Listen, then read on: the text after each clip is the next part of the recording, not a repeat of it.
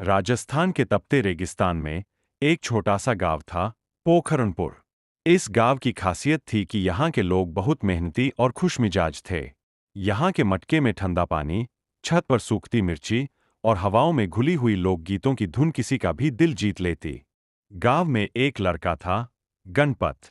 उसकी पहचान थी उसकी बड़ी पगड़ी, कान में बाला और मुंह में हमेशा एक मीठी मुस्कान। लेकिन उसकी सबसे प्यारी चीज थी उसका ऊंट, मोतिया।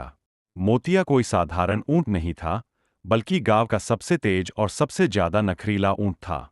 एक दिन गांव के चौपाल पर ढोलनगाड़ों के साथ ऐलान हुआ, सुनो सुनो, इस बार का सालाना मेला होने जा रहा है, और जो सबसे अनोखी चीज लेकर आएगा, उसे मिलेगा सोने का मोर। गणपत की आंखों में चमक आ गई। अरे मोतिया, ये मौका हमारे लिए है। मोतिया ने जैसे समझ लिया और खुशी में अपनी लंबी गर्दन झटका दी। गणपत ने ठान लिया कि वो मेले में सबसे अनोखी चीज लेकर जाएगा। लेकिन क्या?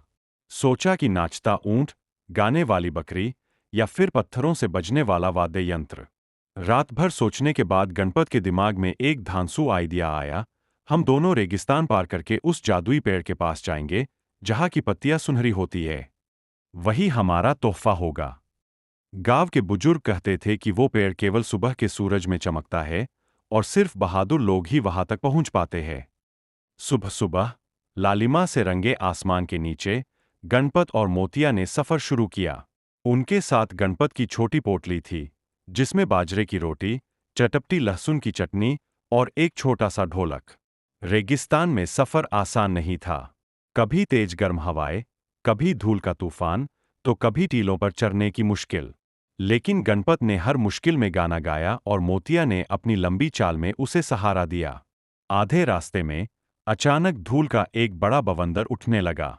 उसमें से एक आवाज आई, कौन है जो मेरे इलाके में आ रहा है? गणपत ने डरते हुए कहा, हम बस एक पेड़ ढूंढने जा रहे हैं। धूल के राक्षस ने कहा, अगर आगे बढ़ना है तो मेरी पहेली का जवाब दो, जिसका रंग नहीं पर हर रंग में है, जो हवा में है पर पकड़ में नहीं आता। गणपत ने थोड़ी देर सोचा और बोला, रोशनी। राक्षस हंस पड़ा और रास्ता छोड़ दिया। सही जवाब। जाओ, लेकिन सावधान रहना, आगे और मुश्किलें हैं। आगे चलते चलते गणपत को दूर एक खूबसूरत झील दिखाई दी। पानी इतना साफ कि उसमें नीला आसमान झलक रहा था। मोतिया भागते हुए वहां पहुंचा, लेकिन जैसे ही करीब पहुंचे, झील गायब हो गई। गणपत हंसते हुए बोला, अरे मोतिया, ये रेगिस्तान की मृग तृष्णा है। धोखा मत खा। थोड़ा और आगे बढ़ने पर एक चालाक रेगिस्तानी लोमड़ी मिली। उसने कहा, मैं तुम्हें पेड़ तक पहुंचने का सही रास्ता दिखा सकती हूं, लेकिन बदले में तुम्हें अपनी पोटली का खाना मुझे देना होगा। गणपत ने सोचा और कहा, ठीक है, लेकिन आधा खाना मैं रखूंगा, वरना सफर कैसे करूंगा? लोमड़ी मान गई और बदले में एक गुप्त रास्ता बताया, जिससे वो दोनों जल्दी पेड़ के पास पहुंच सके।